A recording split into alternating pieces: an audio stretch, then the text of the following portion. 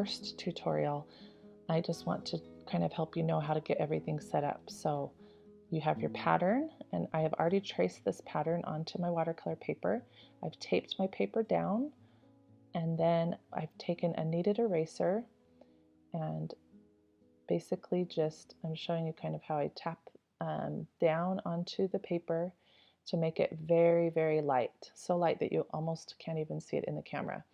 You want to get it as light as possible, but still be able to see the lines so that you have some guide for yourself.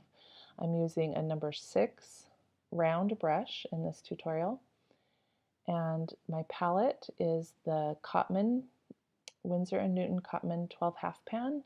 It's got all of these colors here, and then I'm just using the cadmium red.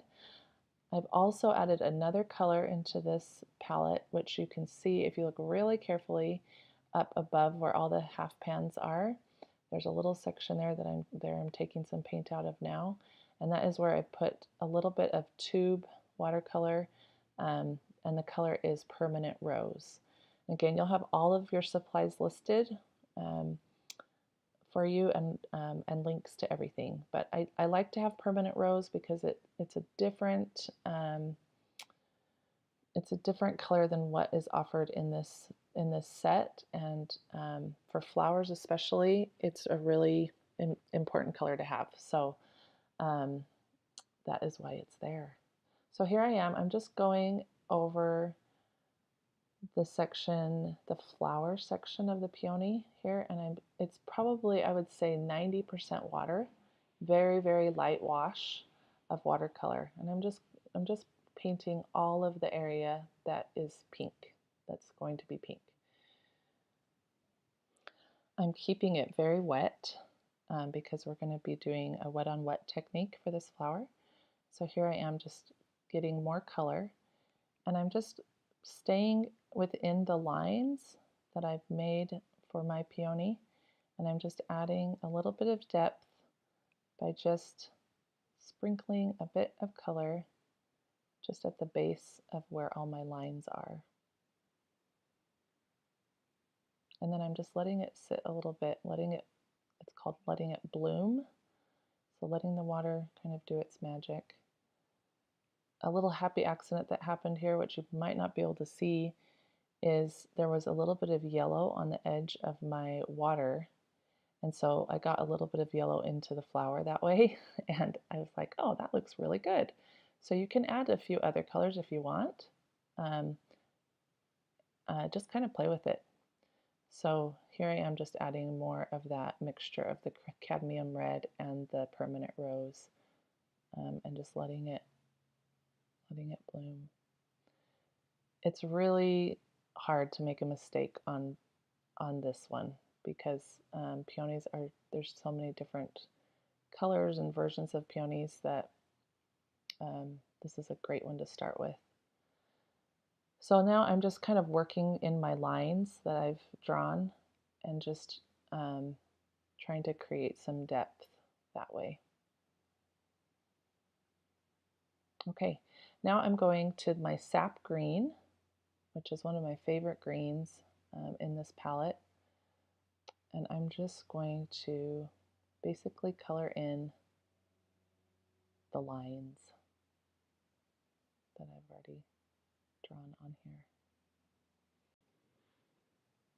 Again, I'm starting very light with probably, I would say, 80 to 90% water. Very, very light. And I'm just kind of getting the shapes first, just following the lines that I've already traced onto there.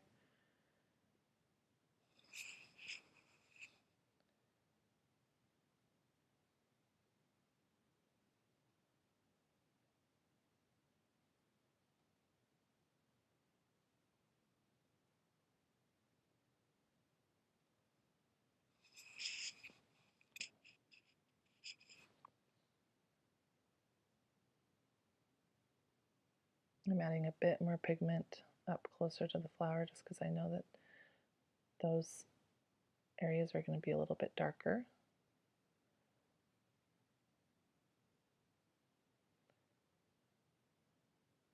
As you can see, I haven't dipped my brush back in for a while, so I'm just kind of letting the colors do their thing, letting it be light, and just kind of filling it in, not thinking too much about it.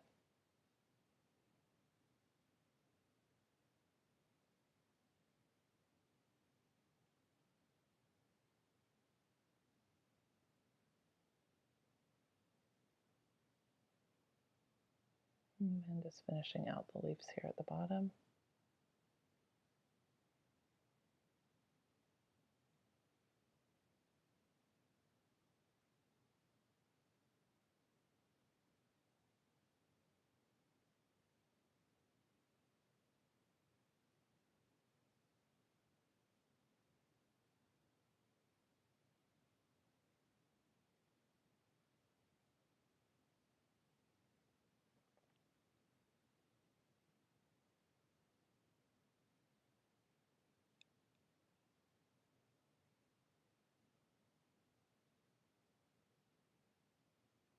Okay, so I'm going to let that green dry.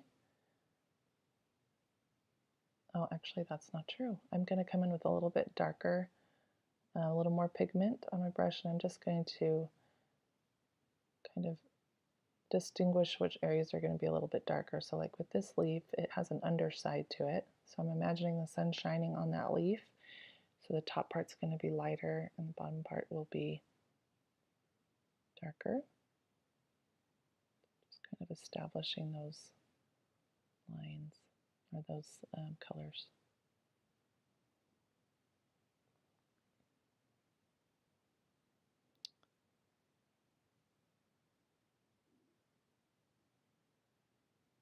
Okay, so the technical term for what I'm doing right here is I'm glazing. So I like to call it layering because that makes more sense. But I guess in the watercolor world it's called glazing. So where you're just adding layers upon layers of color to get darker areas. That's glazing. You can also, like if you're adding another color on top of a color that's already there, but doing it, almost a see-through layer. So you're just adding more depth that way. That's called glazing. So that is what you're doing. Glazing usually doesn't work if it's still really wet, like if what you're adding, if your paper is wet. That would be the wet on wet technique. So so I'm going in and I'm doing the glazing technique here too because as you can see, the flower has dried. So I'm just adding another layer of color to that. Just giving my flower a little more depth. I'm looking at the lines that are already drawn on there, that I've already established, and I'm kind of staying within those lines to help me with keeping the petals distinct from each other, and also just kind of helping me with my shading. I know that if the sun is shining on the top of that flower, that the bottom part is going to be a little bit darker. And so I'm just trying to figure out like where shadows are here. Again, don't think too much about this. It's really hard to mess this one up. So just kind of stay within your lines and just kind of shade with the lighter part on the top and the darker part on the bottom. And then as you can see, I'm going in the middle where those different petals are.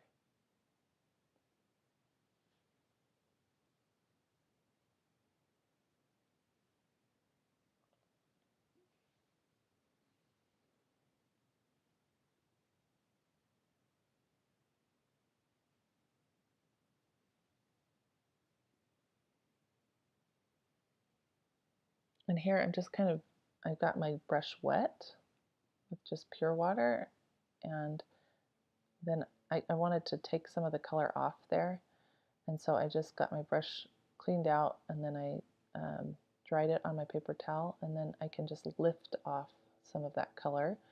That way my brush will just kind of soak it up. Kind of doing the same thing here. moving that water around, that colored water, that colored pigment, and just kind of playing with it until it's what I want.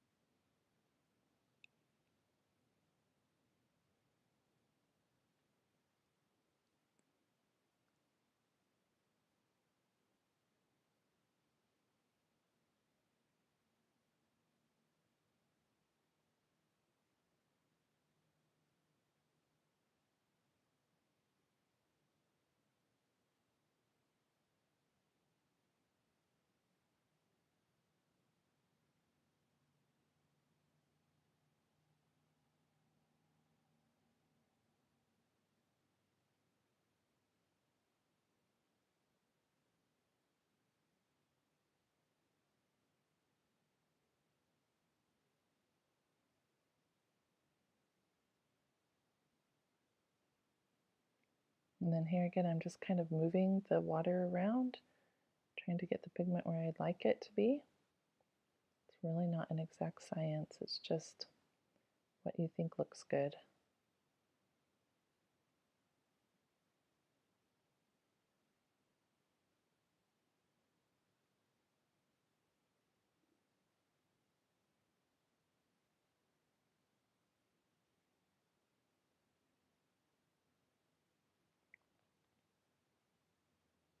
And here I am adding a little bit of yellow. So this is the cadmium yellow. And like I said before, it was kind of a happy accident that it was on the side of my water holder. And I realized, oh, that adds an amazing amount of depth and brings in a lot of nice warm color. Okay, coming in with the same sap green, but I'm just going to add another layer of green to that to just make it pop a little better.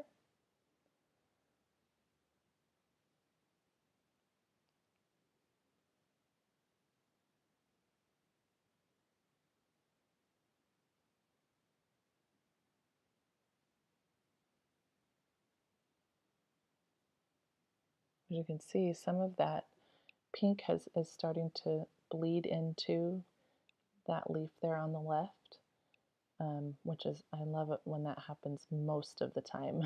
When the colors are compatible, it's really cool. And with florals, most of the time it really works because you just kind of get that natural mixture of colors that happens in nature too. So I call that a happy accident for sure. You can see as it dries, it's gonna be a beautiful green. It's kind of a greenish brown color, and it really is pretty. So I let those accidents happen, and sometimes I encourage those to happen.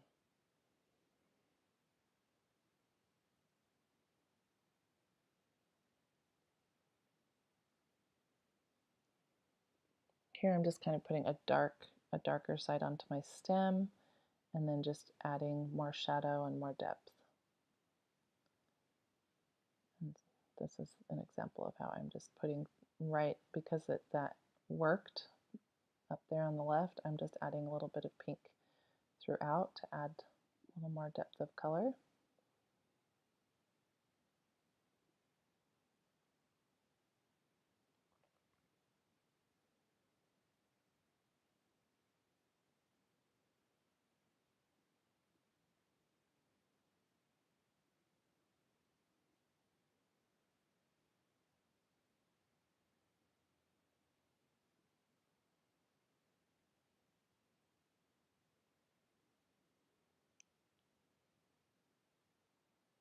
Okay, I'm just going to add a few little finishing touches here, and then I am going to pronounce this peony finished.